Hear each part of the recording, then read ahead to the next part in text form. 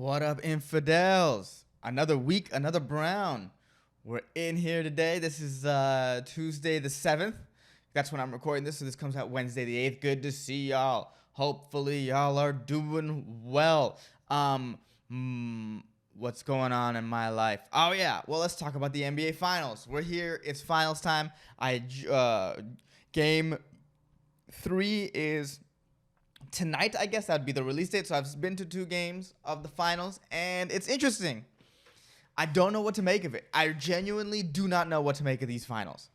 This whole playoffs have been very, every playoffs has its own sort of flavor to it. Last year was the injury-riddled playoffs, and this year is just like, it's like these teams that, like these games where it'll seem like teams will just quit for a game. Like, if you had told me that one of the teams in the finals at one point in the second round got blown out by 50, I'd be like, what? The Warriors pretty much lost. I mean, they didn't lose by 50, but they were down by 50 at one point in a game against Memphis. And here they are looking pretty good in the NBA Finals. Like,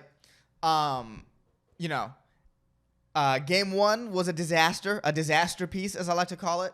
Up by 15 in the third, lose by 15 after an explosive fourth quarter by the Celtics in the fourth. Just an explosive fourth quarter.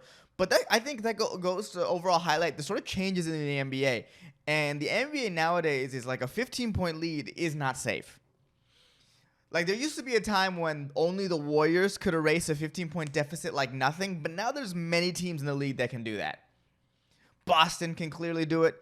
I think Memphis is a team that could do it. The Phoenix Suns could do it. Besides that, they should be called the Phoenix Supernovas because of their implosion. But 15-point leads in today's NBA are just not safe anymore. People are just too good at hitting the 3-point shot. The 3-point shot is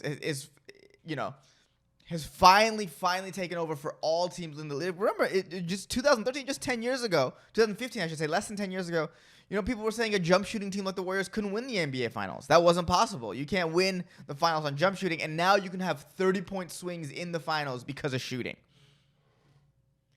Like, we're watching a different NBA, and I really do wonder if, like, this is going to be characteristics of the playoffs from here on out, where there will be these sort of big lopsided games where, like Boston, there's been so many times that Boston hasn't shown up for a finals, for a playoff game, and yet they're still in the finals.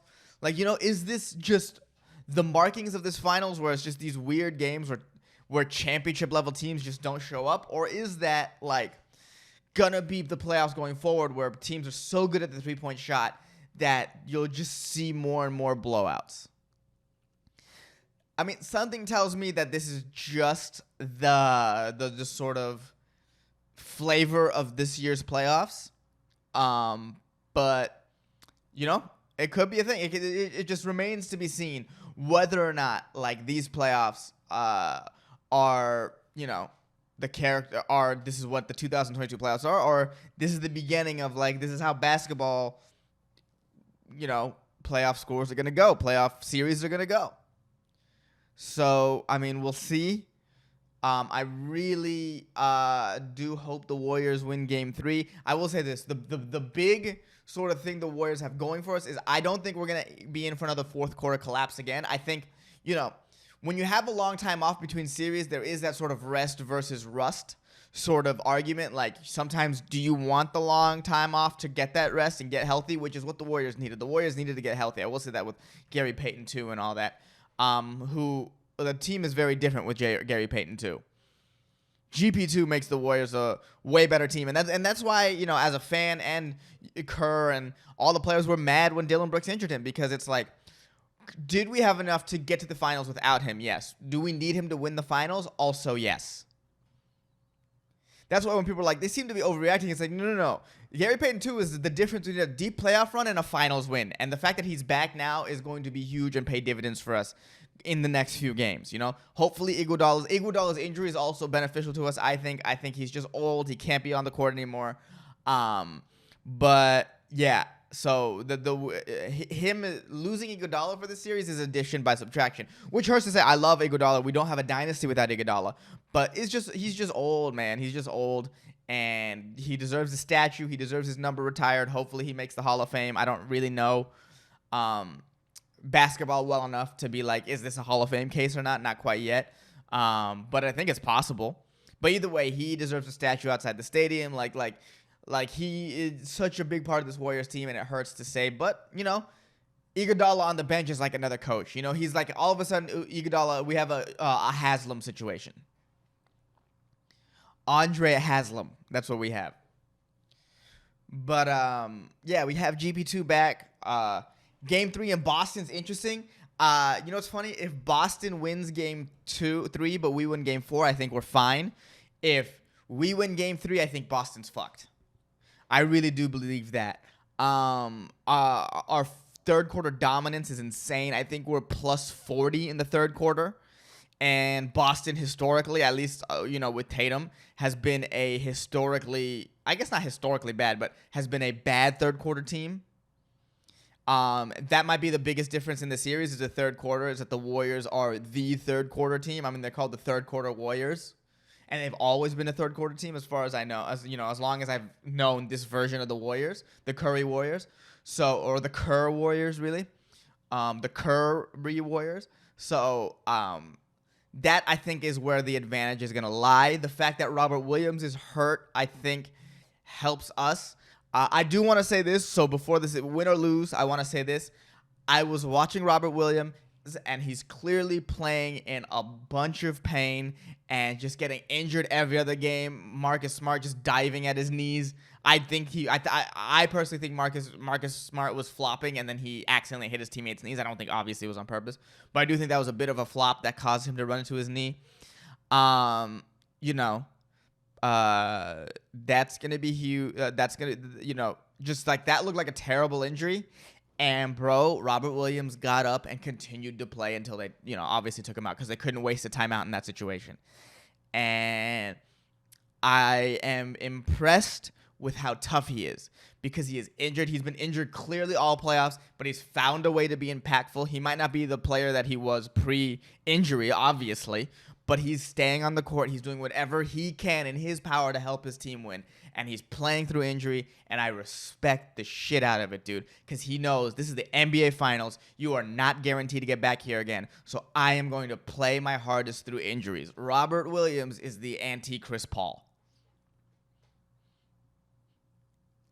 He is like, I am putting my body on the line for this, and I love it. Is it the right move? Who knows?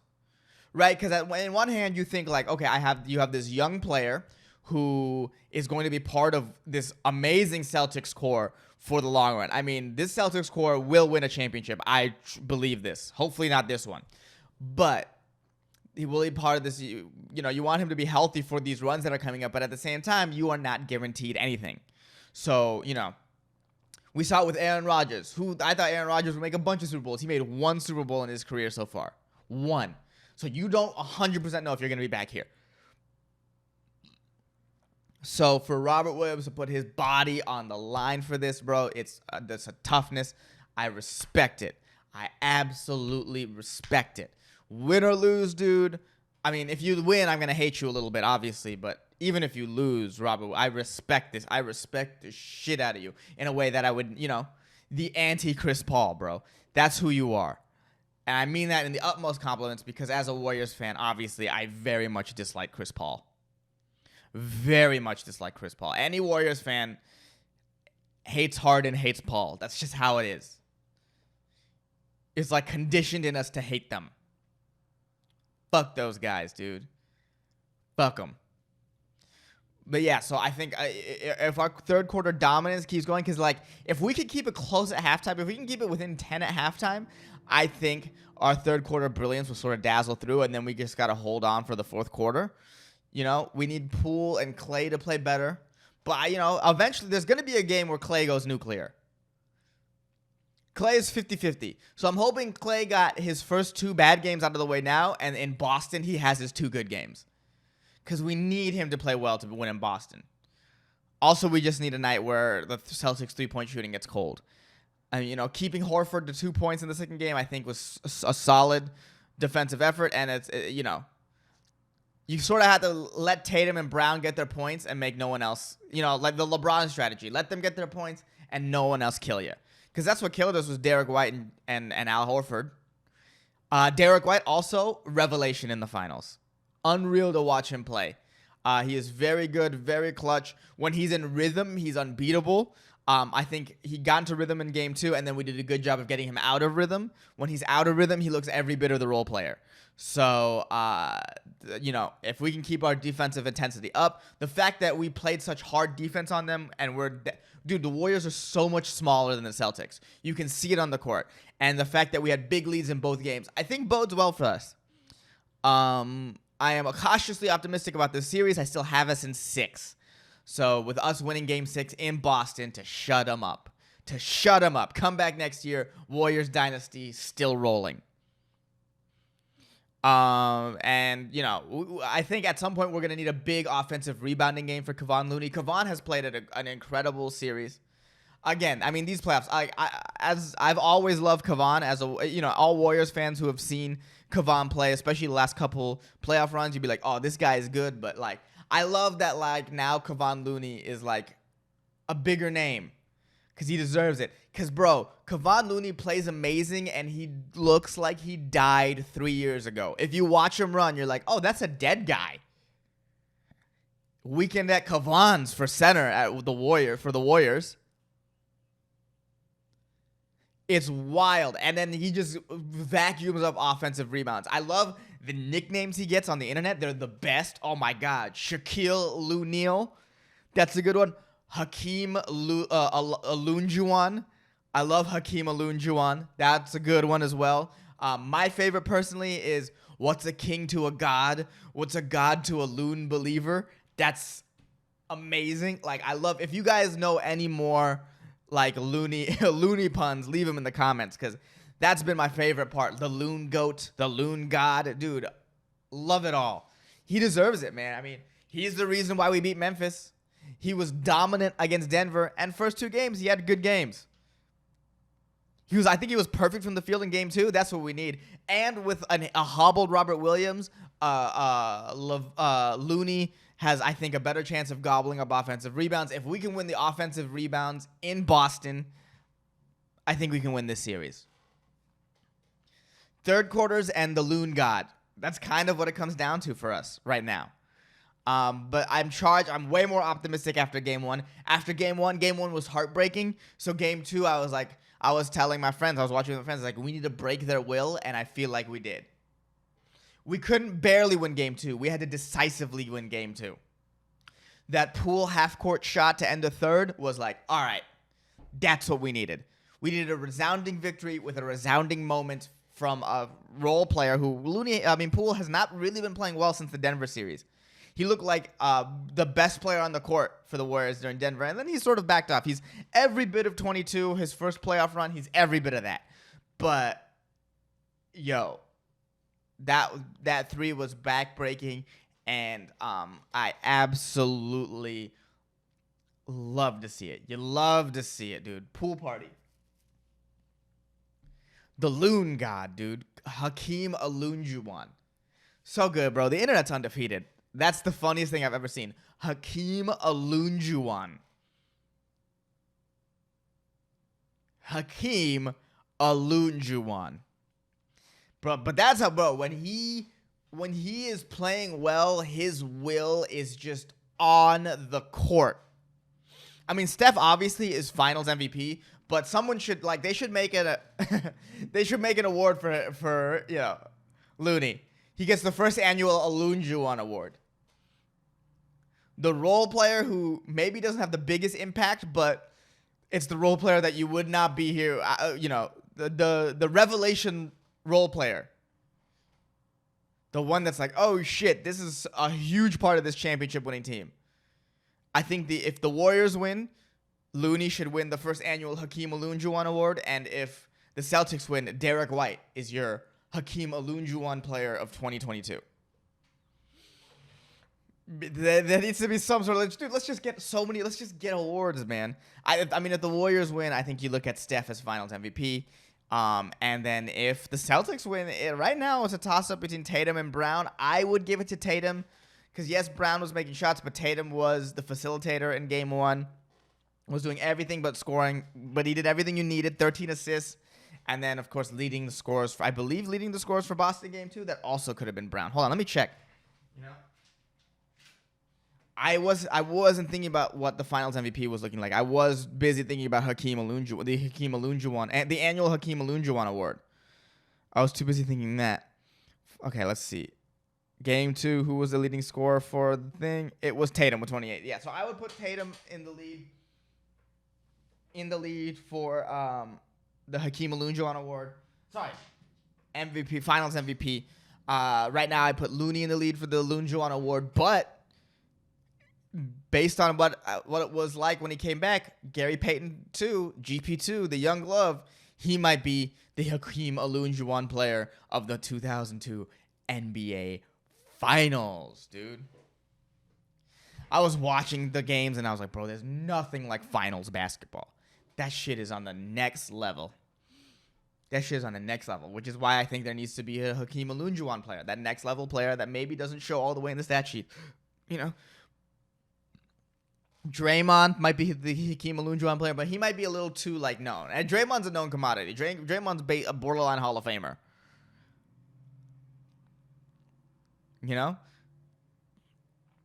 So, but that's what I think. I think, that's the thing, man. Everyone, no matter what you do, if you understand your role and do it well, you can be a Hakeem Oloonjuwon person in life, dude. I genuinely am a great number 2. You know, as you can see, is sort of these sort of low podcast numbers, which is honestly for Dangerous Brown, which I'm honest about. I'm not, maybe not perhaps the best number 1, but I am an amazing number 2. I truly believe that. What I do on the work I do on Spoil the Beans, the work I do when I'm a guest on another podcast. Hopefully me and Hans Kim are starting something where Hans is the lead and I'm the number 2. I'm an amazing number 2. But that's because I know my role all the time and I see the Oloonjuwon is in my heart. You know what I mean? I have my own Oloonjuwon moments.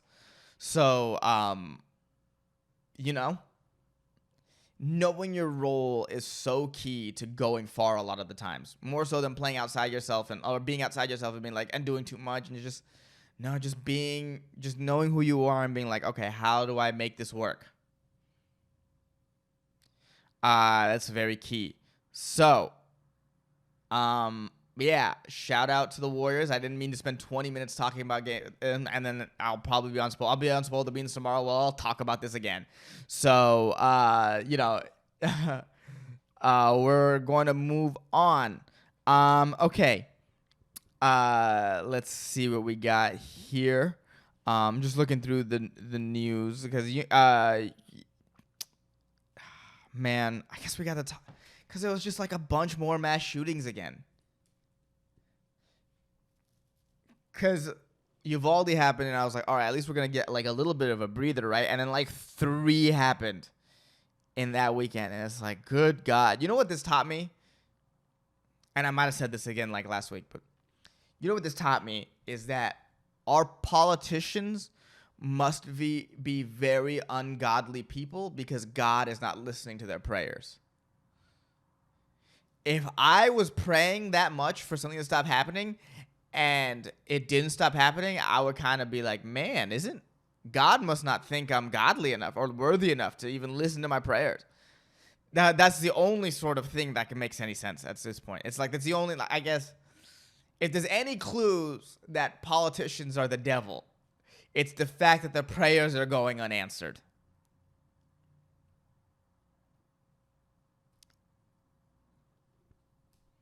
At this point, that's the only takeaway. Because they're not going to change anything. I really, truly don't believe anything's going to get changed. I want to be wrong about that. I want to be damn, they changed some shit. I really do. But, bro, politicians are ungodly people. I do find it, and maybe this is sacrilege coming from an American, but it is so funny how, we got to follow the Constitution. Like, yo, we yell about the Constitution constantly. We got to, and it's like, yo, we're following, we got to diehard follow a complete set of rules from the 1790s or whatever. Not to say there aren't any great ones in there. Not to say there aren't, like, there's like an outline of something great in there, but we got to update it a little bit, right? 1790s? Those are the rules that America is playing by? That's wild. Bro, the NFL doesn't play by 1980s rules. If the NFL played by 1980s rules, we'd be looking at the sport right now today as like, damn, this is barbaric. But what's not good enough for the NFL is plenty fine for the country. That's crazy.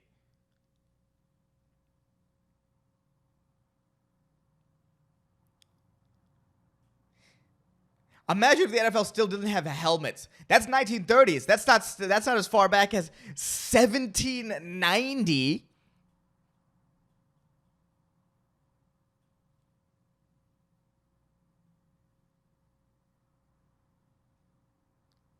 Just like what if the NFL didn't play with the forward pass? That's what we're expecting America to do. We're expecting America to follow a set of rules that was around almost 150 years before the forward pass.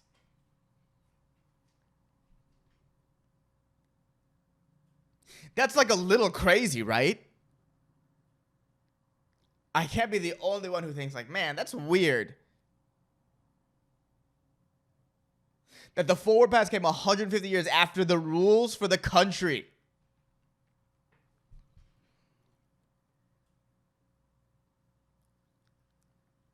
What are you talking about? The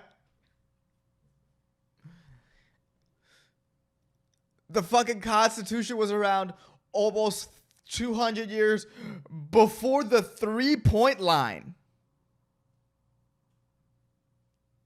And those are the rules we have to govern ourselves by? Hey, stop. Stop. There's so many mind-blowing things about this country that's like, we should have been changed by now. The fact that there's no term limits on senators, that's a pre-forward pass rule. The fact that there's judges just get to be appointed for life, that's a pre-forward pass rule. Get out of here with that stuff. Judges, it was fine in the 1790s when judges were appointed for life because people lived until they were 27. But now, people live till they're 180. So we got to add some term limits to stuff.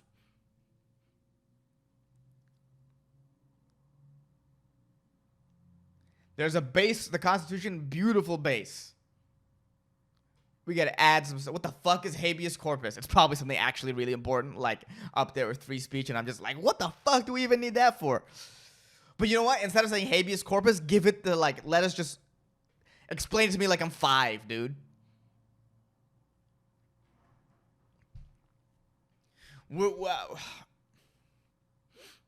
We're living in a America's living in a forward pass rule set, and Tom Brady and Aaron Rodgers and Patrick Mahomes and Josh Allen exist. It's cool to say unrestricted guns when you had muskets, because muskets would be like if you shot straight, you'd hit someone behind you. But bro, these are AR-15s. Maybe you should be 21 to buy an AR. Maybe. I refuse to see how not making the legal age to buy ARs 21 is not common sense. I refuse to see how that's not common sense. It makes sense for it makes sense for drinking. It makes sense for cigarettes. Why the fuck not for AR-15s? We don't need emotional 18-year-olds the ability to buy these assault rifles.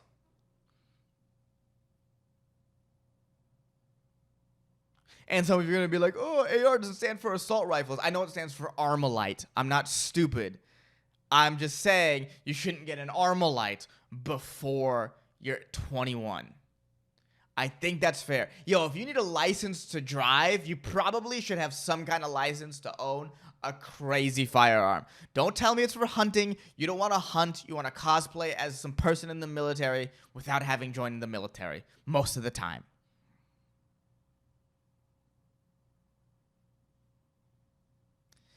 This is kind of maybe a stretch of a comparison, but it feels like to me like guns for conservatives is like saying the wrong words for liberals. Where liberals like won't hear you if you be like, if you just said the wrong word, be like, you can't say that word and whatever you say is invalid. It's like, that's a conservative with guns. Like, oh, but my guns. I won't listen to you if you tell me you're going to take away my guns. And yo, I hate the argument. Oh, they're coming for my guns. No, we're not trying to take your guns. We're trying to say you got to be 21 to get an assault rifle. Those are two separate things. Who's saying take away your guns? If you think saying 21, you have to be 21 to buy an assault rifle is the same as us saying we got to take your guns, I have news for you. You're an idiot.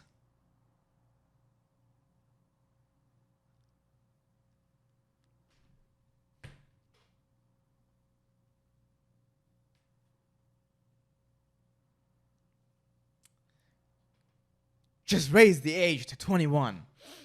I bet you'd see you'd see so many shootings go, at least school shootings go down. As far as the shootings that are happening everywhere else, look, that's a problem that I right now don't have the energy to give myself to, because I just want kids to stop dying. It's crazy. Like, oh my God, dude. I'm the cuck. I'm the liberal cuck because I don't want the kids to die. Meanwhile, you are okay with sacrificing your children so the gun companies can make money. You're the cuck, stupid. You're the cuck. Duh, you're the cuck. You know what it is? If you want 18-year-olds to have assault rifles, that's not very Hakeem Oloonjuwon of you. You're not being a team player. You're being selfish. That's very Chris Paul of you. That's what that is. Hakeem Oloonjuwon knows if you want 20, like, dude, how is that not common sense?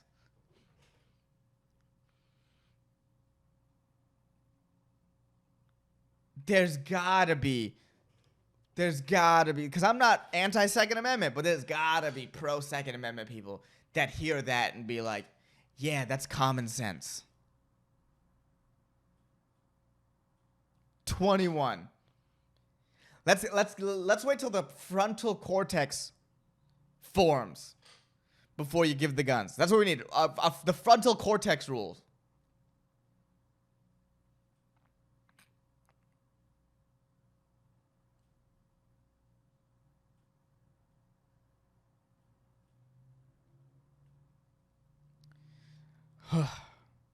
Man, it's just so frustrating. So anyway, Stranger Things 4 is awesome. That's my that's my segues. No, but it's like, bro, this is stop. Why are we living with forward pass? Why are we living in dude, America's living in pre-forward pass times. And you know what's frustrating? It's hard to change that when most of our actual Congress members remember a time before there was a forward pass. Like, it feels like most of our Congress members were alive when balloons weren't on strings. They were just blown up with air and on a stick. You ever seen those old-timey balloons on a stick? So it's like, of course, we live in forward pass rules because, like, most of Congress is like, that forward pass is a new fangled invention that we shouldn't do because black people do it or whatever, or whatever, however Congress talks.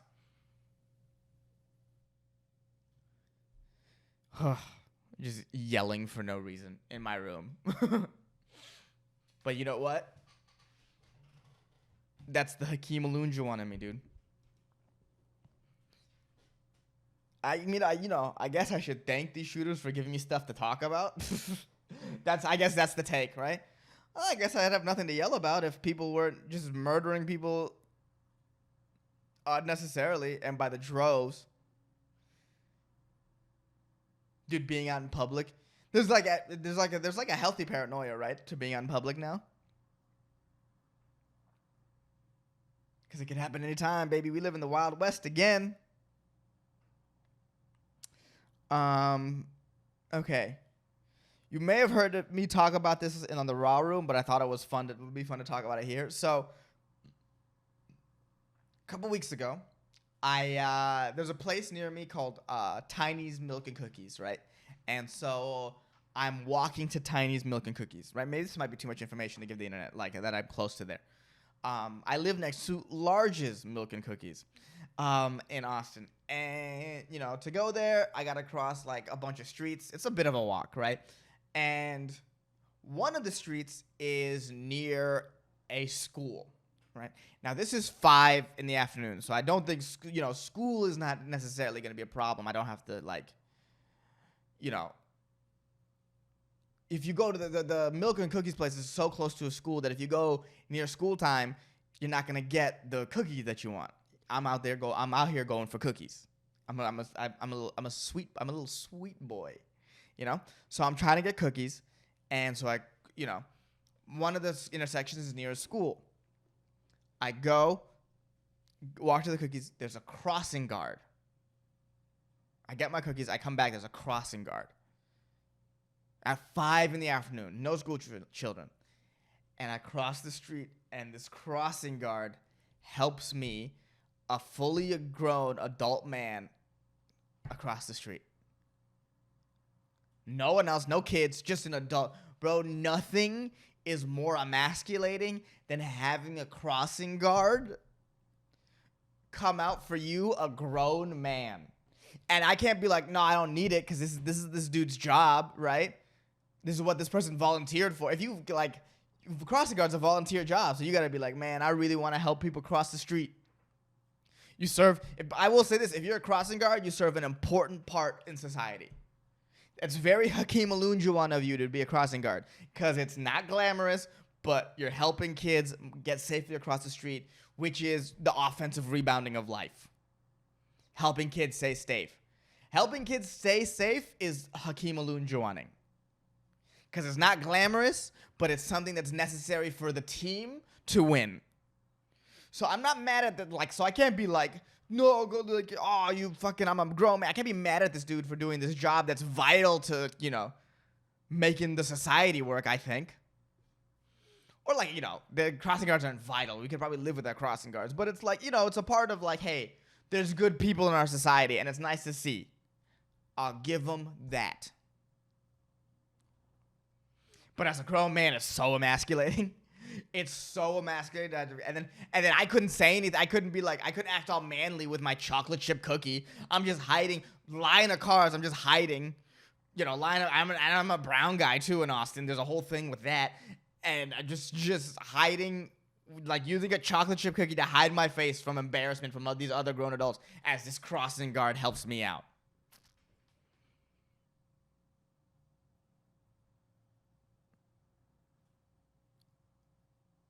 So Hakeem Oloonjuwon of him, though. But also, what are you doing at 5? At that point, I don't think the crossing guard is doing it because he has to be there. I think at 5, I think the crossing guard is there for the love of the game. For the love of the game. Maybe it was because it was the last day of school or near the last day of school. It feels like that they were like, well, let me just make sure nothing bad happens. Because I guess, at the end of summer, kids are so carefree that they'll be like, fuck it. We'll just cross the street without looking at 5 during rush hour. But, as an adult, man, there's very few, damn, I feel, maybe that's all in my head. Maybe it's not even emasculating. Maybe I should be like, man, thank you for doing this. Sorry, looking at my phone because I need to know. Oh, my mom miscalled, so I got to call my mom back. That'll be right after this. Maybe this will be short. 34 minutes. I feel like I've talked about all I need to talk about. NFL doesn't play by the 80s rule. Crossing guard, those are stuff the NFL 80s rule, I might take that on stage. The crossing guard, maybe, if I can think of if maybe just talking about it is funny, let me know if you thought it was funny in the comments, just to be just because I want to know. I did mention Stranger Things 4 for a little bit. I did enjoy Stranger Things 4. I thought it was the best Stranger Things season since 1. I thought 2 was bad. 3 was fun. 1 was great. 4 was great. I would even venture to say 4 is better than 1. It may be a hot take, but I'm putting it out there. Is Stranger Things season 4 better than season 1? I think so. Maybe because I like the more, it's like, I guess the mystery of the thing, the callback to Barb at the end. Like, I can't wait till the finishing of the season. But I think this will, I'll end this early. 35 minutes, I'll end this early. But this is a hot take. I think Stranger Things season 4 is better than season 1. Official hot take. I know this is weird Russia scenes and those weird California scenes, but I honestly believe 4 is better than 1. Maybe I have to rewatch 1 again, but let me know what you guys think, man. You know what I like about Stranger Things is Stranger Things is a series made of Hakeem Oloonjuwons. Everyone plays their part. I wouldn't say that like one guy is the leader. I guess 11 is definitely like Curry, and then everyone else is Hakeem Oloonjuwon. Everyone else does their part well. You know, so just take this away.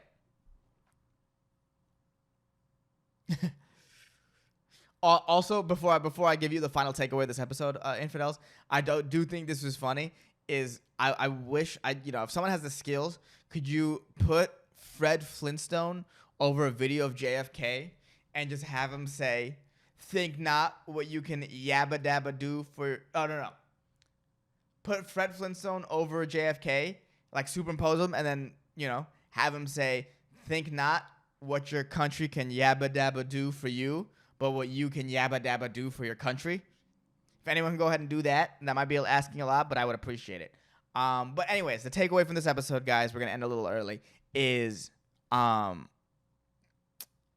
to be Hakeem Oloonjuwon. Find out where you fit in life and do that well. Because, man, if everyone did that, the team would be winning. And humanity needs a win, I think. Things are about to get real hard, and so any win we can take, we'll get. Infidels, that's this week's episode. I love you guys. I'll see you next week.